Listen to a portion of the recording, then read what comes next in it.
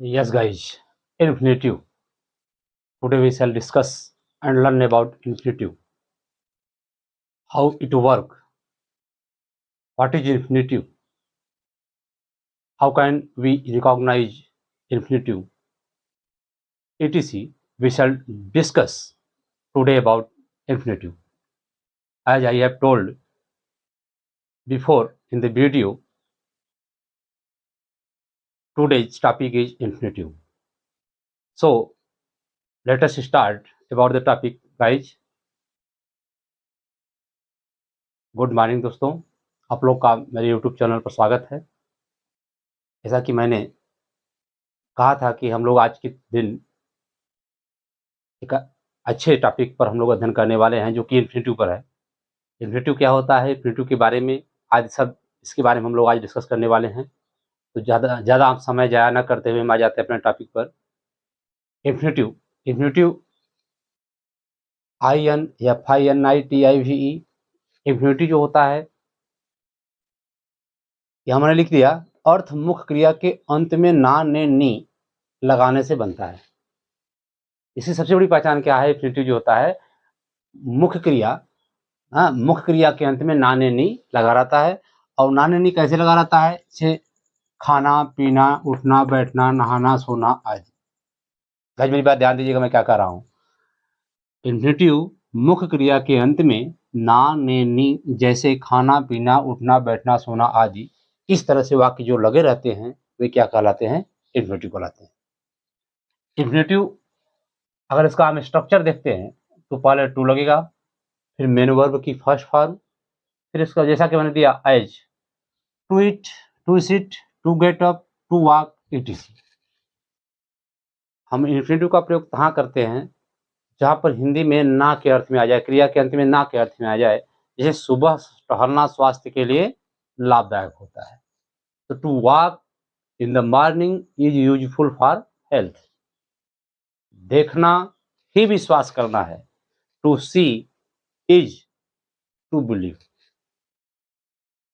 ठीक, इस तरह से जो हम इन्फिनिटिव का प्रयोग करेंगे, इन्फिनिटिव क्या होता है? मुख्य क्रिया की पहली अवस्था के पहले क्या करेंगे? टू का प्रयोग कर देते हैं। सबसे बड़ी पहचान इसमें क्या है कि टू प्लस मेन वर्ब की first form, as, to go, to sit, to get, to etc. हमने एग्जाम्पल दे दिया।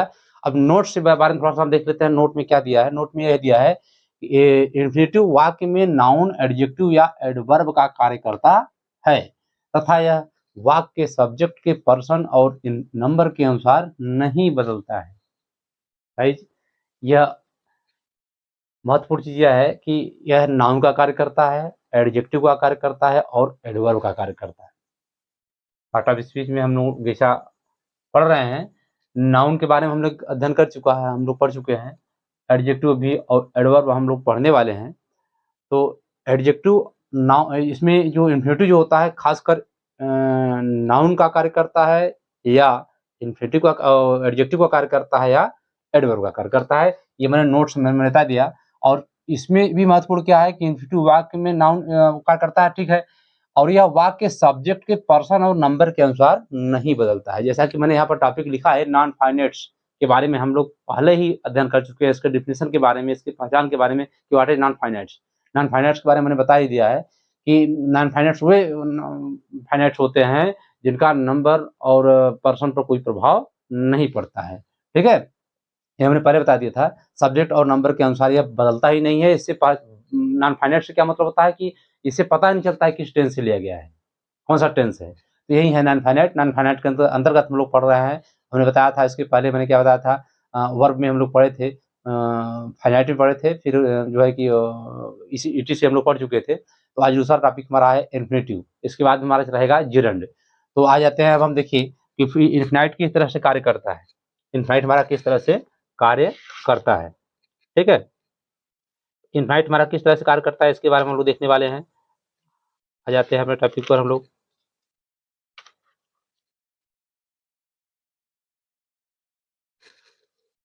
हाँ, जैसा गाइस हमने बताया था कि पार्टिसिपल, इसके बारे में हम लोग पहले हम लोग को क्या पढ़ा था? पार्टिसिपल। दूसरा हमारा इन्फिनिटिव है, तीसरा क्या रहेगा? जिरंड। ये नॉन फाइनाइट में मात्र तीन ही आते हैं। एक होता है क्या? पार्टिसिपल होता है, दूसरा होता है हमारा इन्फिनेटिव, तीसरा हमारा होता है जिरंड। जैसा कि हम लोग पहले पढ़ चुके हैं क्या कहते हैं कि पार्टिसिपल के बारे में अच्छी तरह से पढ़ चुके हैं। अब हम आते हैं इन्फिनेटिव के बारे में। यहाँ पे एग्जाम्पल लेते हैं। यह देखिए 2 तरह से कार्य करता है। इन्फिनेटिव 2 तरह से कार्य करता है। इन्फिनेटिव को अगर हम पढ़ेंगे तो उसको 2 पार्ट में बाँट देते हैं। 2 पार्ट में बाँटते कैसे हैं? एक हमारा पार्ट क्या रहता है, सिंपल या नाउन इन्फिनेटिव। इस माइंड में इसको लर्न करिएगा आप, नोट डाउन भी करते जाइएगा। जैसा कि मैं पहले ही बता दिया हूँ कि जब भी मेरे पास वीडियो में आप लोग बैठे, कॉपी कलम आदि लेकर के बैठें, ताकि आप उसको लिखते जाएँ और समझते जाएँ, ताकि यह ग्रामर का जो पेचीदा चीज़ है, सबसे इम्पोर्टेंट टॉपिक है यह, इन्फिनेटिव के बारे में हम लोग अच्छे से अध्ययन कर पाएँगे। तो आज मेरा यही सजेशन है आपका, आप लोगों के प्रति मेरा, कि don't sit alone, keep copy, keep pen, etc and sit before the video and be concentrate mind and don't skip the video. ठीक है? तो पहले मैंने बताया कि सिंपल या नाउन इन्फिनेटिव, और दूसरा होता है जिरंडियल या और क्वालिफाइंग इन्फिनेटिव।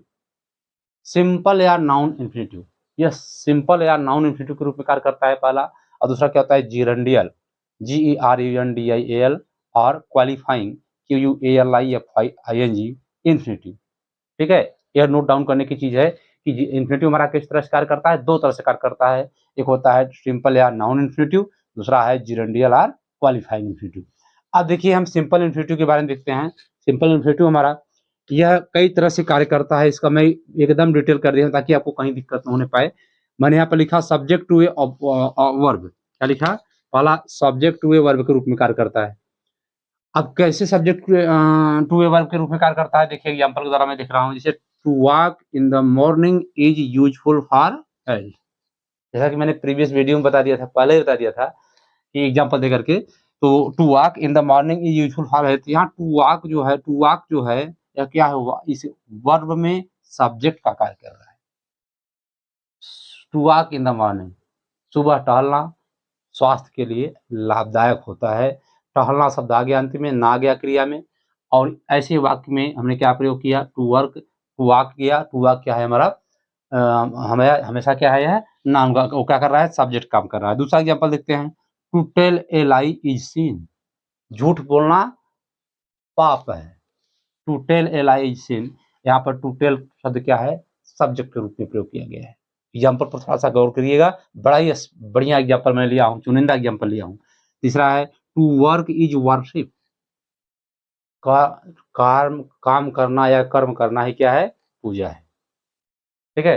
तो यहाँ पर टू वर्क जो दिया है, हमने लिखा है, देख रहे हैं ना, टू वर्क हमारा क्या है, सब्जेक्ट का कार्य करता है। जितने भी मैं अंडरलाइन किया हूँ, to walk, to tell, to work, ये क्या है, सब सब्जेक्ट हुए, वर्ब के रूप में कार्य कर रहा है। दूसरा हमारा आ जाते हैं बी का, हमसे object to a verb.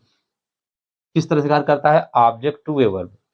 Object to a verb में क्या है, किस तरह देखिए ऑब्जेक्ट कर रहा है, I like to go to school. मैं स्कूल जाना पसंद करता हूँ।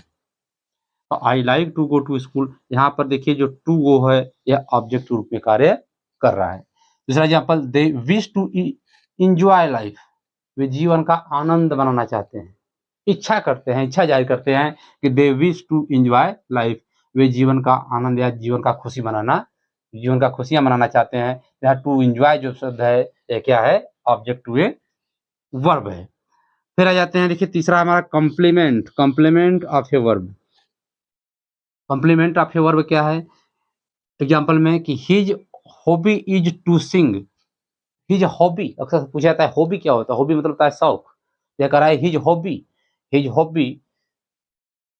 Is to sing. यह टू सिंग क्या है, कॉम्प्लीमेंट के रूप में कार्य कर रहा है। कॉम्प्लीमेंट के रूप में जैसे मैंने बताया कि क्या है, पूरक शब्द के रूप में प्रयोग किया जाता है। फिर दूसरा एग्जाम्पल है, I wish to see you. मुझे तुमको देखने की इच्छा है। देखने की इच्छा, यह कॉम्प्लीमेंट के रूप में कर रहा है, I wish to see you, complement के रूप में कार्य कर रहा है। और आपको टू टू सी यहाँ प्रयोग किया गया, जो यहाँ पर क्या है, कॉम्प्लीमेंट के रूप में प्रयोग किया गया है। फिर है गवर्नड बाई ए प्रीपोजिशन। ठीक है, गवर्नड बाई ए प्रीपोजिशन, यह कैसे प्रीपोजिशन को गवर्न करता है, कैसे उसको रिलेटिव करता है, इसके बारे में कर रहा है, इस तरह से कार्य करता है। He is about to go to Kolkata. He is about to go to Kolkata, Kolkata, वह कोलकाता जाने वाला है। फिर आ देखिए दूसरा, यहाँ पर देखिए जो टू गो है, ये क्या कर रहा है, कोलकाता को, और अबाउट, जो अबाउट टू से क्या कर रहा है, रिलेटिव कर रहा है, और वहां संबंध बता रहा है इसके बारे में। फिर है I want nothing to speak. मैं बोलने के सिवा कुछ नहीं करना चाहता। यहाँ नथिंग शब्द क्या कर रहा है, रिलेट कर रहा है किससे, टू स्पीक से। तो I want nothing to speak, यह वाक्य पढ़ने से मालूम पड़ रहा है कैसा है, गवर्न्ड बाय ए प्रीपोजिशन है। और फिर आगे हमने एग्जांपल लिया case in opposition, case in opposition या डमीट। केस इन अपोजिशन या डमीट मतलब क्या होता है, केस इन अपोजिशन वो होता है जो कि सब्जेक्ट के बगल रह करके सब्जेक्ट के पैरेलल कार्य करता हुआ वह क्या माना जाता है, उसे हम कहते हैं अपोजिशन, मतलब साथ साथ या बगल में। इसका प्रयोग देखिए एग्जाम्पल में, it is our duty to serve our parents, it is our duty to serve our parents, अपने माता पिता की सेवा करना ये हमारा कर्तव्य है, यही इसके रूप में हम प्रयोग कर दिए। यहाँ पर है it was difficult to go there, it was difficult to go there, यहाँ जो टू गो है यह क्या है, यह हमारा किस तरह से कार्य कर रहा है, जो है कि केस इन अपोजिशन या डमीट के रूप में कार्य कर रहा है। आई होप कि मेरी बात आप लोग समझ गए होंगे मैं क्या कहना चाह रहा हूँ। मैं चाहता था केवल ऐसे एग्जाम्पल दे देता, लेकिन ऐसे समझ नहीं आता, इसलिए मैंने इसको क्या किया, डिवाइड करके पढ़ा। तो हमने कहा कि सिंपल नाउन या इन्फिनिटिव के रूप में यह किस तरह से कार्य करता है, मैंने इसको डिटेल में एक एक वर्ड लिख दिया ताकि आपको दिक्कत न होने पाए। उसको आप 1 बार 2 बार 3 बार अध्ययन कर लीजिए, आपको तनी भी दिक्कत नहीं होगी। थोड़ा समझने का प्रयास करिएगा, डिफिकल्ट तो लग रहा है लेकिन बहुत ही आसान है। अगर इसको एक बार दिमाग में रख लेंगे, जो मैंने अंडरलाइन कर दिया हूँ, इस चीज़ को थोड़ा सा गौर करिए, तो यह सिंपल या नाउन इन्फिनिटिव के रूप में कार्य कर रहा है किस तरह से, यह सब मैंने यहाँ पर नोट डाउन कर दिया। अब दूसरा नंबर हमारा है जिरंडियल और क्वालिफाइंग इन्फिनिटिव, ये इस तरह से कार्य करता है, इसको अब हम करने वाले हैं, हम लोग अध्ययन करने वाले हैं।